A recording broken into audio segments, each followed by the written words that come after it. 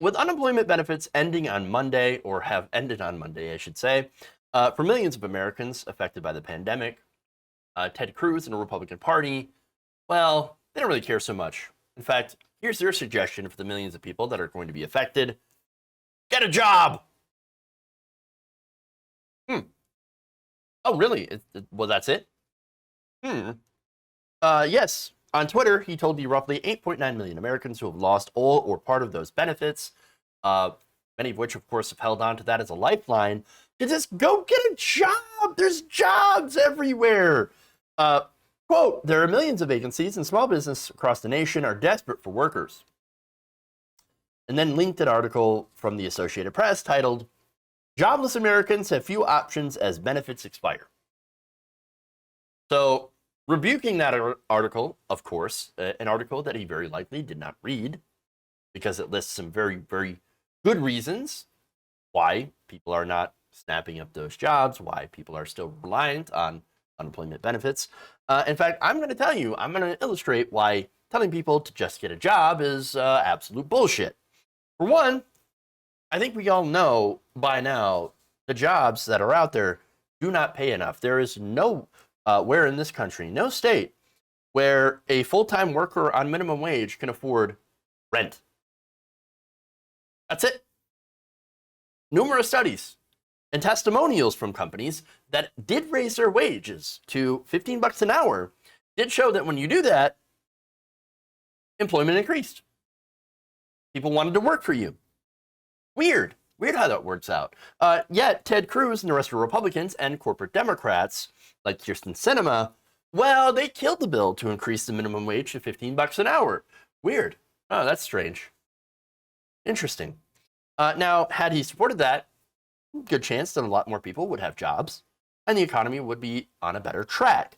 Oh, but his donors wouldn't make as much in profit, and we can't have that. Those big corporate donors that fund both Republicans and corporate Democrats don't want the American worker to make more money. It's bad for them. They can only afford one yacht instead of three. Maybe they can't afford this year to buy a boat that they can park in their other boat. I mean, well, that would be a tragedy, wouldn't it? Oh, yes, very tragic. Let me bust out the world's smallest violin for those incredibly wealthy people.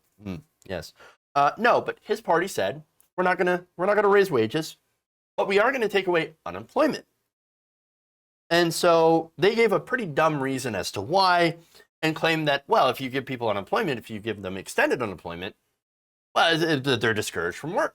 They're just not going to work. Nobody wants to work. Nobody wants to work anymore. Well, wrong. Economists Peter McCrory and Daniel Silver of JP Morgan, yes, that JP Morgan, found exactly zero correlation between job growth and state decisions to drop federal unemployment aid. So these states, a lot of states said, no, we're just not going to take that money. We're not going to take the federal money to give to our workers, our working class people. We're going to instead say, screw you, go get a job, you bums. And so they did a Ted Cruz. And what happened? Oh, would you look at that? Pretty much no change in employment. These companies that are seemingly desperate for workers are still desperate for workers. Oh my God, what do we have to do to bring workers in to work for us? Well, you could raise that. I know, let's give them a $200 bonus. Well, actually, a $15. No, what we're going to do is give you free meals that you could take home for lunch.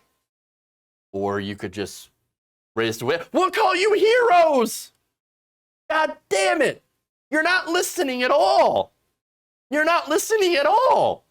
Just raise the wages. But again, they don't want to do that. Okay. Now, an economist at Columbia, Kyle Coombs, only found minimal benefits. Again, proving that killing unemployment benefits, ending them early, didn't do a damn thing to help employment in their states. Yeah. So, ridiculous. Because that's not the problem. It is not unemployment benefits.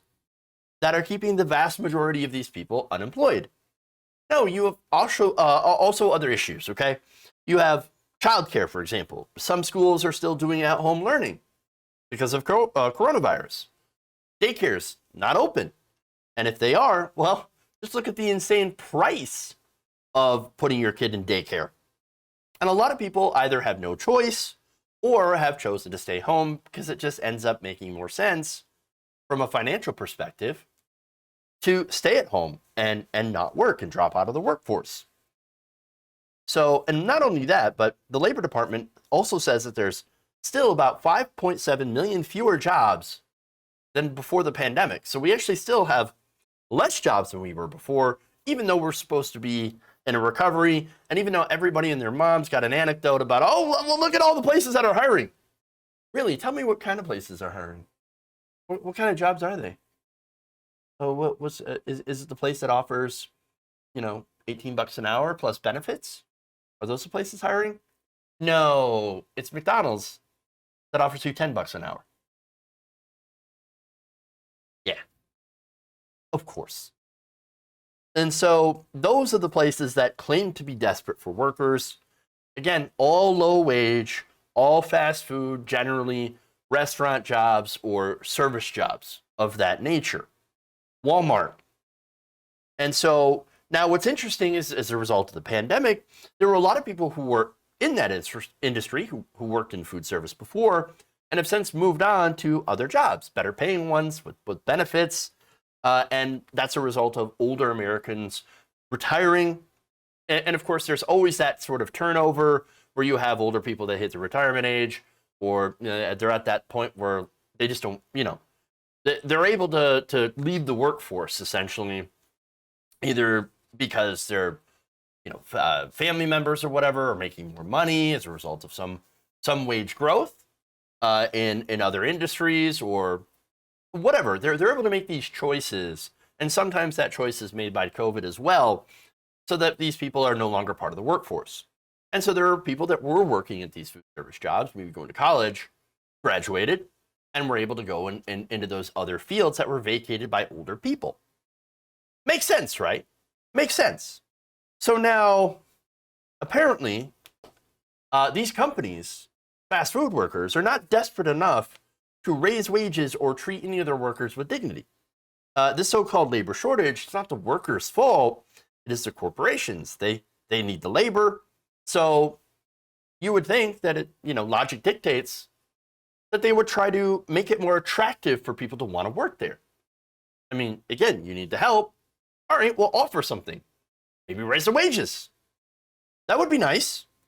I think you should get a fair value for your labor. And by the way, before somebody asks, well, what do you think is fair? Well, I think fair means that at the very least, you should be able to afford to live, rent, food, bills, the stuff that you need to survive. That's at least in a lot of places, at least $15 an hour. And that really equates to, if you work full time, $30,000 a year. Now, trust me, you're not living high off the hog on that one. You're not eating lobsters for dinner. You're not driving Beamers. You're not flossing the newest iPhones with all the bells and whistles. Not for $30,000 a year. But at $30,000 a year, you're also not starving. You can pretty much make the rent, and you can occasionally buy yourself something nice because, of course, capitalism.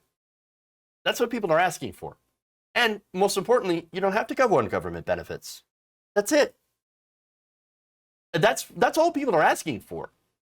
Just a baseline. Just a baseline. And of course, in some of the bigger cities, that number moves up to 20, 22, 25, things like that.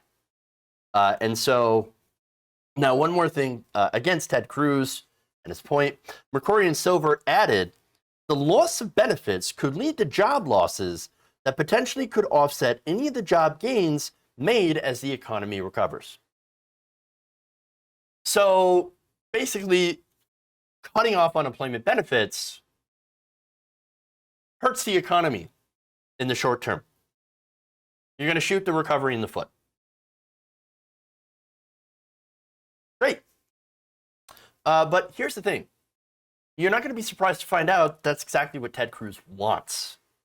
He wants the donors, for one, to not pay more in taxes, obviously, And also wants to make sure that his donors don't have to pay more in wages. And also, there's a political motive behind this. If the economy does bad under Joe Biden, a Democratic president, well, obviously that's good for Republicans. Yeah, of course. A good illustration here. This comes from somebody who is a supposed leftist, right? So this is Comrade Stalina. Says, under Trump, I got $25,000 plus in unemployment, $1,800 in stimulus money, and my landlord couldn't evict me. Under Biden, unemployment was ended and the moratorium was ended. I'm broke and will soon be homeless. Guess who I'm voting for? The assumption, of course, is to vote for Republicans or Donald Trump if he runs in 2024. So now, it's really easy, and I saw this when I looked at that thread. And it's really easy to write this guy off as a moron, a chud, a ridiculous and non-serious person. But here's the thing, right? I'm going to say that there are some major wrong conclusions that were being drawn by this person, and I would just say that they're politically ignorant, right? And that's not a terrible thing. You know why? Because you can cure ignorance with information. You can cure ignorance with facts. And this person is understandably very, very angry, very frustrated, and because the political system is not working out for him, just like it's not working out for a lot of people, millions of people, for example. But let me go into some details. Let me go into some facts here. For one, it was actually Republicans that fought against extending the eviction moratorium. You had Cori Bush and AOC that pressured Biden, and progressives that pressured Biden into doing an extension. That extension was limited and struck down by the Supreme Court. That Supreme Court, 6-3, conservatives. Well, that majority was brought to you by Donald Trump and Republicans. So now you might be thinking, well, wait a minute. Why didn't the Democrats try to filibuster these nominees? Well, they did. They actually, back in 2017, filibustered the nomination of Neil Gorsuch. Neil Gorsuch, of course, is one of the most corporate-friendly conservative justices on the bench. Now, in response to that, the Republican Senate said, okay, well, we're done with that. Here's what we're going to do. They had the majority at the time, and they voted 52-48 to blow up the filibuster for Supreme Court judicial nominees. So now they say, oh, it's because Harry Reid, back when they had control of the Senate, they did the nuclear option on normal judicial appointments. So now that was during the Obama administration, and of course you had Republicans that were blocking all the small-time Obama judicial nominees, but that did not extend to the Supreme Court. When Republicans got into power, they said, we're just going to nuke the Supreme Court. We're going to nuke the filibuster for the Supreme Court, and then we're going to appoint anybody we want. And that's what happened.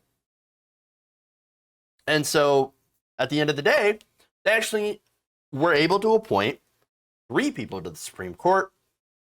And those justices, of course, rejected Biden's eviction moratorium. Now, I'm not saying like Democrats are completely blameless in this, right?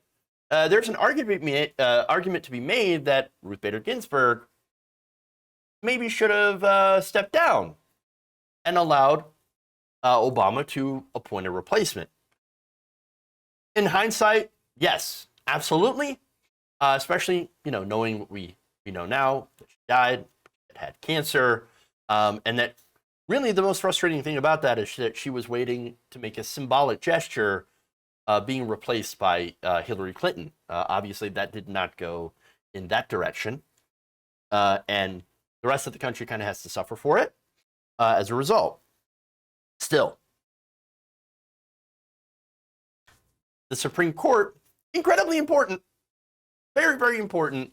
And we're seeing a lot of decisions now, like, for example, the Texas ruling that the Supreme Court neglected to hear, which basically bans abortion in a very underhanded way. And of course, the rejection of the eviction moratorium and any other progressive priority that the Biden administration tries to do will likely be challenged somehow and not do well with the Supreme Court. So now, that said, Republicans also refused to pass more stimulus checks once Biden got into office. They all voted against raising the wage. again, including the corporate Democrats as well, and also voted against extending unemployment benefits. They said no more unemployment benefits either. We're done with this. We're done with this. It's the last time. So now, don't get me wrong. This isn't a full-throated defense of the Democrats. They've got a lot of problems. Okay, for one, they're elite. They're out of touch. They're not willing to go far enough. They're not willing to fight hard enough. And also, many of them serve corporate donors, the same kind of corporate donors that fund Republicans. And the interests of those donors tend to get addressed way before yours, if yours get addressed at all. And that's fair criticism. That said, Democrats do occasionally try to address your, those issues, those interests. And I think they generally try to do positive things, but they either don't know how to play politics, don't know how to message, or they just lose because they're feckless. And so there are notable exceptions, of course. But the point is, Republicans are not on your side. Why would you vote for Republicans or allow Republicans to go into power? Look, if Democrats are evil, then Republicans would be the lesser. I'm sorry, not Republican. Democrats would be the lesser of two evils between them and Republicans. So that makes Republicans the greater of the two evils by a fairly large magnitude. And again, Ted Cruz is an example of this, where he is telling desperate people, get a job, bum, while preventing them from getting a good wage, also that he can serve his own political career. When Democratic administrations fail, Republicans get elected. So why wouldn't you as a Republican try to do everything in your power to sabotage the other side in order to get reelected? And that's the game being played here. Okay? Democrats bend over backwards, by the way. During Republican administrations and during Democratic administrations, Democrats, and we criticize them plenty for this, bend over backwards to reach out to Republicans. Does that ever happen during, Democratic administrations? With Republican administrations, do they ever reach out to Democrats? No, never, ever. They don't want to get things done unless, by the way, they can get credit for it. And so that's the issue. All right. Now, this guy, like so many others that I've seen, have fallen into that trap of thinking, well, Democrats are in power and nothing's changed, or it's worse, then I guess I'll vote for the Republicans. No. The Republicans are just going to cut taxes for the rich and make your life worse for workers. Look, it's not even a good system. It's a terrible system. What we're trapped here between is a shit nihilist party and a feckless, out of touch, largely owned by big money, with some exceptions, but occasionally still tries to do something for the people and often fails miserably. Understand that our situation is pretty bad, and we do need a big change. We do need a fundamental reshaping of the American political system. I would like to see more of a parliamentary system, of course, with that money and the corruption that it brings removed. But until we get that, and we should continue to fight for it, obviously, just remember Republicans will employ sabotage in order to make your life worse so that you vote them into power. And then, when they get the power, they'll use it to crush you. And that's what's going on. They are the greater evil. And in the short term, we do need to do everything we can to keep them out of power. And of course, in the long term, then once we've taken them out of commission politically, start to take on the duopoly and to try to change our system. It is possible to do both things, to have both goals. It's possible to fight for both. If you enjoyed this video, please give us a like and share with your friends. You can subscribe and help out the channel by becoming a patron. It's patreon.com/Jeff Waldorf, or you can become a channel member as well by hitting the join button below.